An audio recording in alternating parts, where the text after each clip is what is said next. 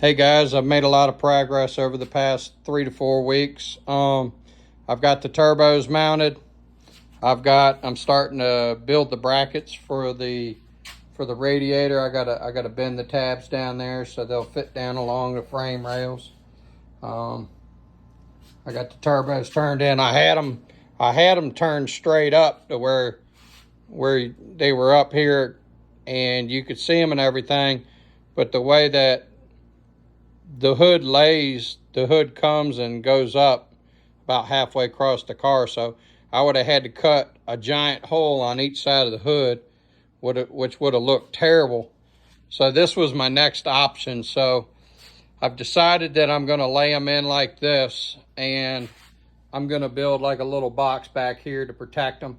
It'll be like I'll build some type of a panel that, a couple bolts, and I can work on the turbocharger from the outside.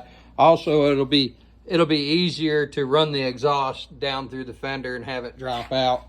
So I'm starting fabbing the radiator. I've got to take the brackets back off and bend them and drill them out and everything. But for the most part, that's done. I had to, since this is an LM7 block, I had to drill a hole right here in the block, and then I had to, since I couldn't put a bolt in here, I had to find this alternator. This isn't a truck alternator. This alternator has this extended tab right here. It's off an F-body car like a GTO or a 98 through 01 Camaro, anything with a LS1. So I found this, and it come with this nice CNC bracket I got off Amazon. Come with this rear bracket, and I figured out that you had to source an F-body alternator. I've got the AC compressor installed with the aftermarket motor mounts, and everything's fabbing up great on the front. I had to take this and put a groove pulley on, a groove wheel on here, because of the way I had to reroute the belt. And that's pretty much that on the front end of the car. On the rear of the car, I have been focusing on the rear shocks, and so I've got them. I got to build some brackets, but if you see here, on the Explorer axle that I pulled out of the 98 Ford Explorer with a V8, this is the sway bar brackets right here. I never removed them, and what I did was I bolted this piece of angle and then drilled a bunch of holes for adjustability. I'm probably going to cut this out.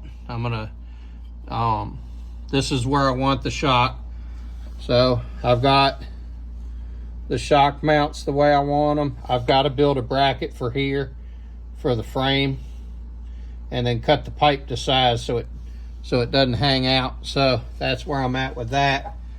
And on this side, it's the same way too. And also, the way that I'm setting this up, I'll be able to add air to the rear suspension and, bring the rear of the car up or lower it if I want to.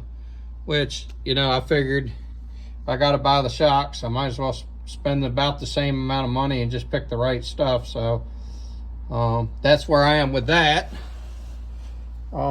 I measured for the slip yoke.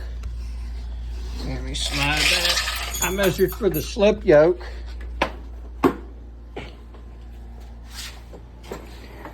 And from the slip yoke in the transmission, the center of the U-joint holes to the center of the U-joint holes on the rear end, it's 48 inches. So now I've got that figured out. That's what I'm going to do there. here I have everything cut, and I've got to jack the transmission up, but this is the bracket that I built.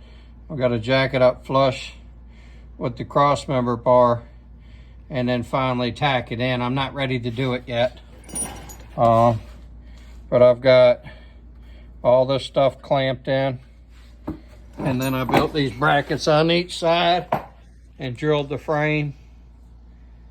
And so once I get this burned in, then I can burn in the engine mounts that go across the engine, and then weld in right here, because I got them relief cut. So I gotta weld that and that on each side of the cross member, and then the transmission cross member. And I think everything will be good. There's a better picture of the bracket that I made. And then once I get that the way I want it, I have this device, which was on the back tail shaft of the T56, and I've got to rebolt this back to the transmission, and then this little piece of channel that I have here fits in there really well. So I am going to devise some type of I don't know what it's for. If anybody knows, let me know, but I think it's got something to do with strengthening the tail shaft of the transmission, to keep from flexing it or something. So I've got to finish fabricating this, but for the most part, everything's going together good. I'm getting ready to order the charge air cooler lines for the turbos, so I can take right here and right here and run it across to here to a Y, and then come down here to where the intercooler is going to be, and then I'll run the intercooler here, and then the tubing will either go under here or come around here and go up and to the carb hat, where I'll have the intake and the carbureted fuel injection, throttle body fuel injection. Everything's coming together. I'm making a lot of stuff. I got the steering wheel mounted. So the steering wheel's lightly mounted in here. And then I got some relief cuts for the transmission. And so basically, when it comes time, I'll push this stuff down and make little pieces to fit in there. And then whatever's too much excess, I'm gonna cut out permanently, and that'll be that. Now, I had to, because the shifter was so short, I had to extend it. So I got a hardened wrench at work and cut an 1¼ inch wrench off and extended it to what I needed it to be. So there we go. I ain't used to that yet, but I'll get it. Other than that, I started buying some of the electrical stuff. I've got to figure out how I'm gonna fit it all in here as a fuse panel. This is gonna be like my fuse area where it's gonna be spring loaded, and everything will fit behind there. This is I've got a modernized switch behind the start button here. That'll start the car. This will be, I think it's like a 3-position switch, and it's one click is marker lights, another click is marker lights and headlights, and then off. So that, I'm trying to retain a lot of the old stuff, old original stuff. I haven't figured out what I'm going to do for gauges, but I like the radio delete. This was actually an option in the 1947 Hudson coupes. This was a 1947 Hudson Super 60 businessman package, which was very very, very basic package. There was no frills on this thing. Now I don't even think there was a heater in it, because if you look at the firewall right here, you'll see the original block off plate for the heater core. That's actually the block off plate from the heater core from the factory. So a really cool car. I've got the little air scoop out the top too. I've been doing a lot of little stuff trying to get this car going, but overall this is it. This is what it looks like from the inside of the fender with the turbos.